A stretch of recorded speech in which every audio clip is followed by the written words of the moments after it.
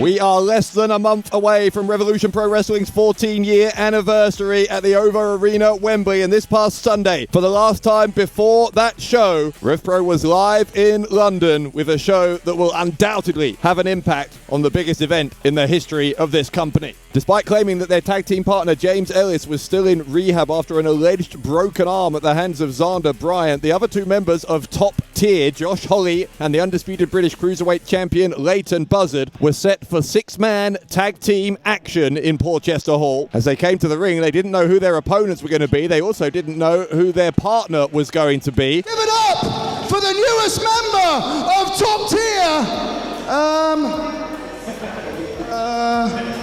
You, Isaac Murray. Come on, get in the ring, buddy.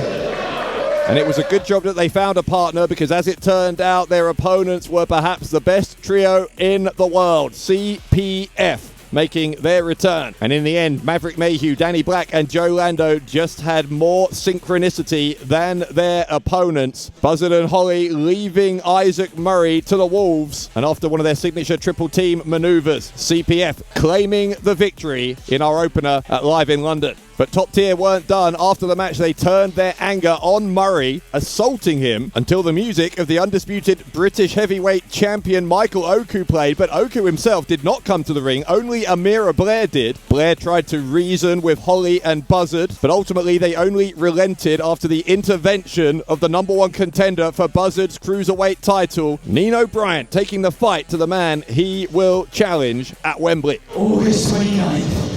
There's nowhere left for you to go, Leighton. Because you know you're going up against the best cruiserweight in this country. And I'm taking everything from you. Nino Bryant walks out of Wembley Arena, your new undisputed British cruiserweight champion. Both Corey Zero and Emerson Jane were instrumental in the Women's Grand Prix the previous weekend. Both women were back in action in London against each other in singles competition. Emerson Jane, coming off a string of losses the previous weekend, needed the win and got it. Jane dropping Zero on her head, and 3 seconds later, the badass got back to winning ways. Up next, a match that delivered every bit as much excitement as we hoped when it was announced. JJ Gale one-on-one with Robbie X. And luckily for the self-proclaimed best junior heavyweight in the world, a victory was what would come his way. X showing great technical prowess and ingenious pinning predicament to secure the win over the heart and soul of RevPro. After the match, Gale and Robbie X continued to have words. Ultimately, though, they shook hands. It looked like a great show of sportsmanship would be the final memory of this match, but then, simultaneously, both Francisco and Cooper hit the ring to attack JJ Gale and Robbie X. Apparently, the two men had the same idea at the same time. Both men quickly lost their tempers with each other, then fell victim to the Gale force and the exclamation respectively. And even after Gale and X left the ring, Cooper and Francisco still couldn't be separated. It took several officials ultimately to get them apart. Two men who are maybe more similar than they'd like to admit, as tensions between the two men boiled over.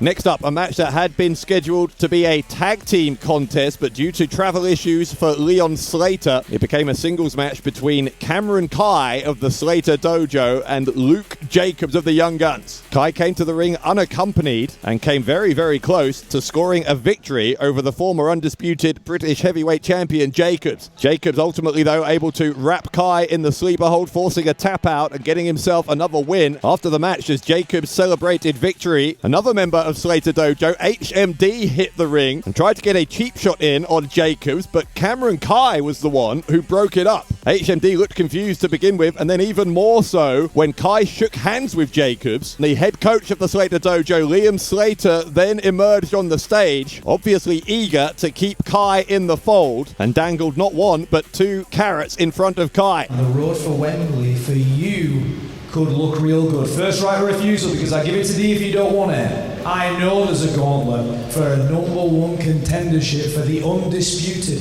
heavyweight championship, and you could be in that match if you accept it, because you don't have to, because I'll give it to D if you don't want it. Sunday, 16th August, Cardiff, what could be the biggest match of your career, because Cam, on the table for you, and if you don't want it, first right of refusal, I'll give it to D, but if you do want it, it can be you and Ring of Honor World Champion Bandido. Oh. And Cam, all you have to do is say yes. Yes. When we're together, we win. And when you're alone, Leon, you lose. I'll show you exactly who the head of the Slater Dojo real is. Starting our second half in London, two women who had quite the falling out the previous weekend in Coventry, where Myla Grace abandoned her tag team partner Kangji right in the middle of a match. Kangji therefore had a chance at payback when she went one-on-one with Grace in Porchester Hall. And Grace even tried to cheat, grabbing a handful of tights on a roll-up to try and pin Kangji. It was only a minute or two later, though, that Kangji then turned the tables on Grace, herself grabbing a handful of tights to secure the 1-2-3. Kangji showing that turnabout's fair play and continues her march to Wembley, where she will challenge the undisputed British Women's Champion.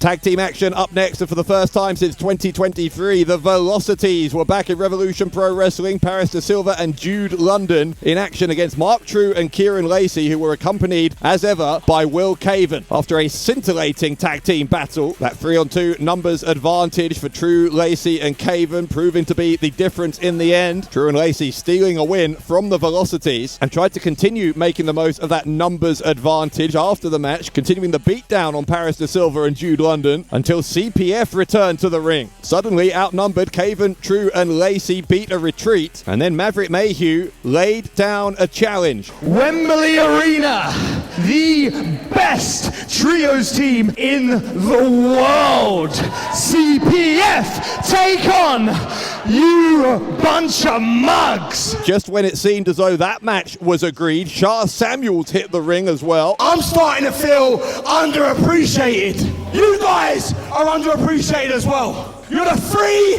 best young up-and-coming talents in this country. But where's your pat on the back? Where's the flowers? Where's all the put over from the boys? Eh? So how about we get the band back together at Wembley? I'm saying it's going to be Joe Lando. I'm saying it's going to be Maverick Mayhew. It's going to be Danny Black. And it's going to be the youngest ever IWGP Heavyweight Champion, the Prince Callum Newman! And unfortunately, that still was not the end, because Shah Samuels approached the commentary desk, after which there was an incident. Look, you want to be on the show. You want to be on the show, but people want to see the show. What happened to you? Why are you all the complaining, always interrupting the show? It's ridiculous. Shot! Get out of it, Shaw. Next up, ahead of their main event showdown at Wembley for the undisputed British Heavyweight Championship, the champion Michael Oku and the number one contender Connor Mills came face to face in the ring at Porchester Hall, and what followed was a truly jaw-dropping war of words. I am the best in this country. I am the best wrestler on this planet. On August 29th, I'm taking the undisputed British Heavyweight Championship from you. I've been killing myself to be the best in this country, in this continent. If you think that you're going to go to Wembley, the biggest stage you've ever been in front of, and for me, it's just one of many. And take this from me, you are as deluded as you say that I am. That's not what I care about. Like I said, all I'm looking for from today, from right now, is for you to apologize to me. I'm sorry.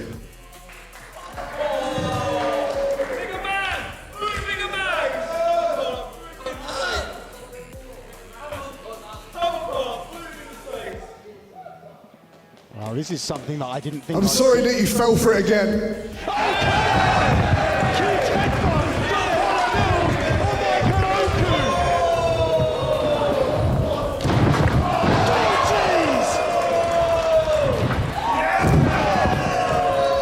Wembley Arena, Mills! That will be your final destination. And so to our main event, one more defense of the undisputed British Women's Championship for Alexis Falcon before she could confirm her spot in that title match against Kangji at Wembley. First, though, she had to get past Jessica Troy, and by hook or by crook, that was what Falcon was determined to do. Give the assist to Sky Smithson, but Falcon, again, for the third week in a row, found a way to win, confirming that it will be Alexis Falcon versus Kangji for that undisputed British Women's Championship at our 14-year anniversary. But even after the match was done, the temperature continued to rise between these two. You helped me achieve my greatest achievement in wrestling today. I'm not above admitting that you helped me get this. If it wasn't for you, it wouldn't be me that you're wrestling. It's always Kangji they feel sorry for. I beat Mercedes Moné, something that you couldn't do. Everyone said it should have been you. And at Wembley, it'll be the same again. Alexis Falcon, and still the undisputed British Women's Champion. And it should have been Kangji. And so things are more tense than perhaps they have ever been in Revolution Pro Wrestling coming out of Porchester Hall. Don't forget, before Wembley, we're in Cardiff August 16th for Unfinished Business, and this Sunday, by which time there will be less than 3 weeks until Wembley, RevPro once again is live in Southampton. We hope to see you there. In the meantime, I've been Dave Bradshaw, and this was your RevPro Recap.